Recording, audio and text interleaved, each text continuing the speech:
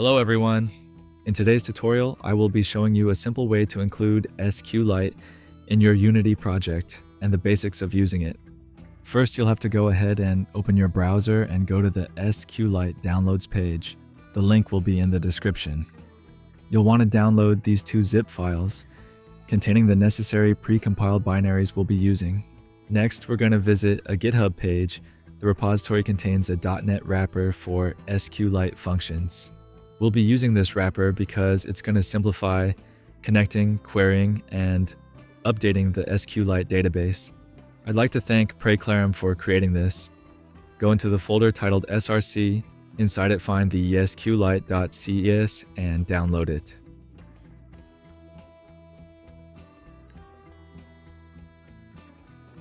Now we have all the files downloaded. Let's create a couple of folders. You'll want to create two folders titled x86 and x64. Then just move their respective zip files inside.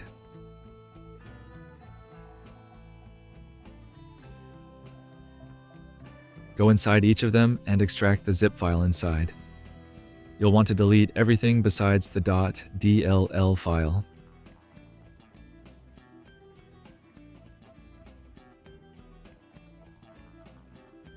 Okay, now we have to create a folder called plugins. Make sure you get the spelling correctly since it matters. Then just drag our two new folders with the binaries into that plugins folder. And finally, just to keep everything tidy, create a new folder called SQLite and move everything inside it.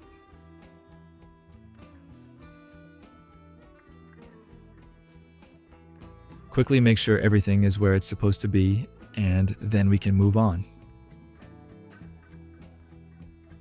Now I'm going to open a new clean Unity project. I'm using Unity version 6.0, but you can follow along on any other version.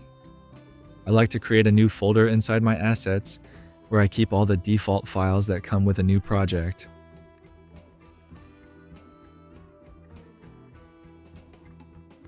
Next, we just drag and drop that folder we made inside the assets folder in our project.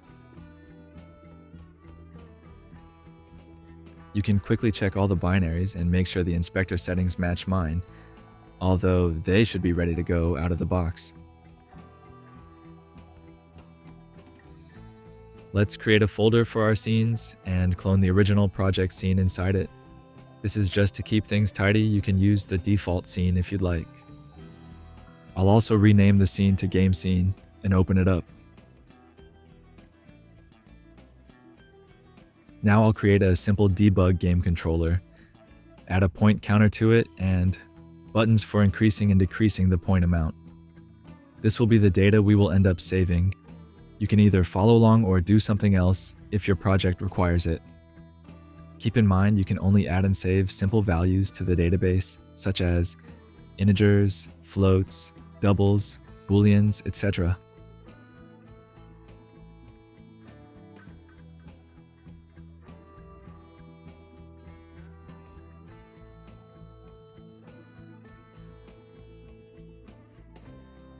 Alright, now that we have a UI to control our points through, let's create a controller for the UI. I will call it Game Controller, and I will put it inside a new folder called Scripts. Let's open it up in Visual Studio. First, I'll define our components that will be needed to display and control the point amount. 2 buttons and a TextMesh Pro text component.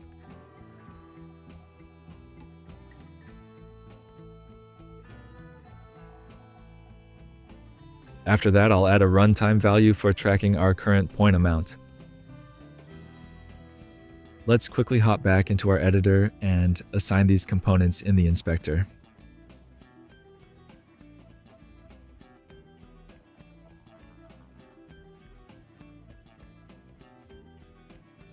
After that, we'll go back to Visual Studio and create listener functions for each of the buttons on click events.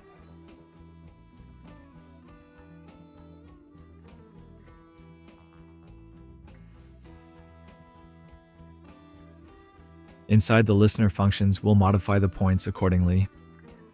I also make sure the point amount can't go below 0.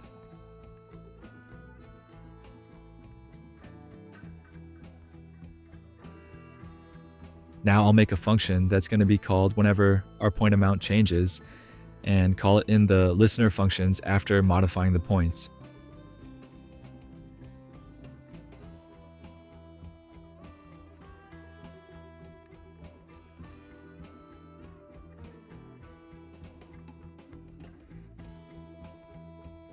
And for now, inside that function, I'll just change the current points text to be equal to our current points value. All right, now we can do a quick test, run the game, and make sure the buttons do what they're supposed to.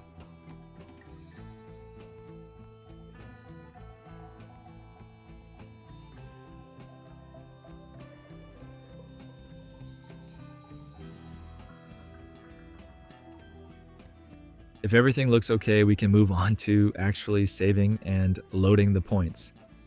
Firstly, we need a model for our data. I'll create one in my scripts folder and call it GameData. Let's open it up in Visual Studio. Let's remove all of the unnecessary code.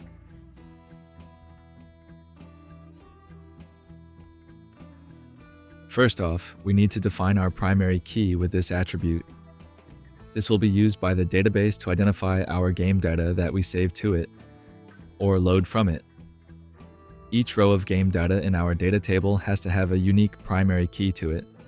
I will call it SaveSlotID. When working with a database, it's very important that each row of our game data has its own unique primary key. You can also tell the SQLite database to auto-increment the primary key itself upon row insertion with the auto-increment attribute, but for this demo, I will be assigning it on my own. After that, we can define the data we want to save to the table.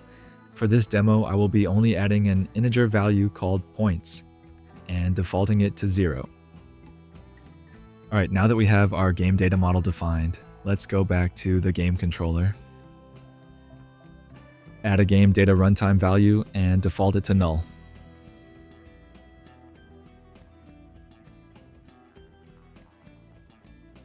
Next, we'll add some data values to use for our SQLite database logic. We need a string value that will be our database file name. When defining it, make sure it ends with .db, as this is the actual file that will be saved on our disk outside the runtime.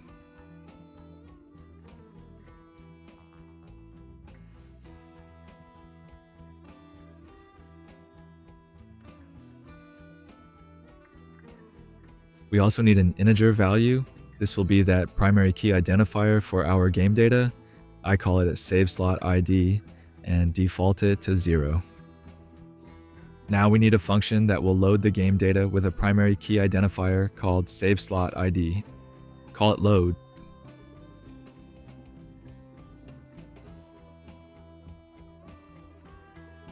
Inside it, we will query the database and return or create a new game data model. First, we have to define the connection path to our database. I like to store the database in the app persistent data path, so I will combine that with the file name we defined earlier.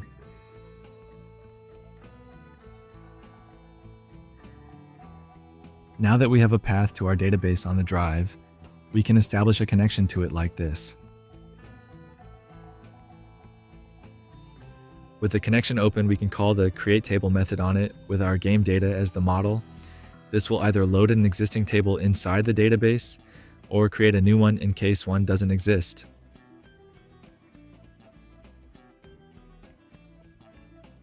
Next, we attempt to query the database and find a table row with the past SaveSlotID integer. This is the primary key I mentioned earlier.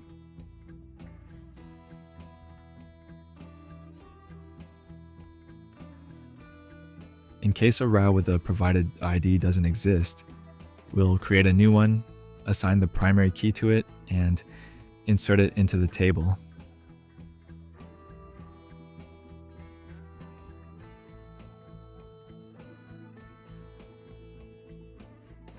After that, we make sure we dispose of the database connection before returning our loaded or newly created game data.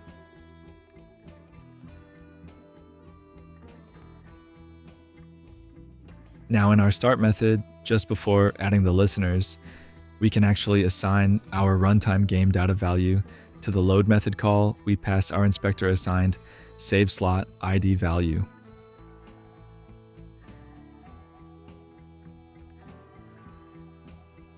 We will also need a save method for saving our data after we modify the point amount.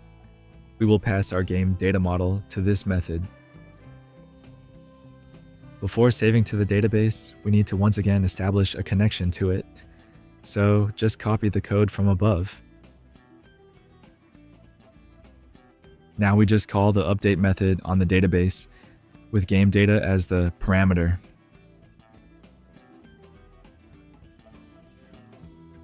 And once again, once we're finished with the database, we have to dispose of the connection. Let's go into our points change method.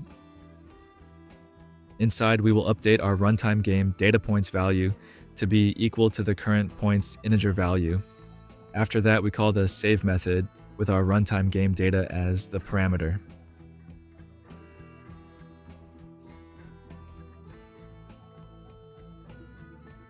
Last thing we have to do is update our current points text and current points value after loading the game data. You could also just not use the integer and use the game data value instead, but in the interest of keeping things short, I'll just leave it as is.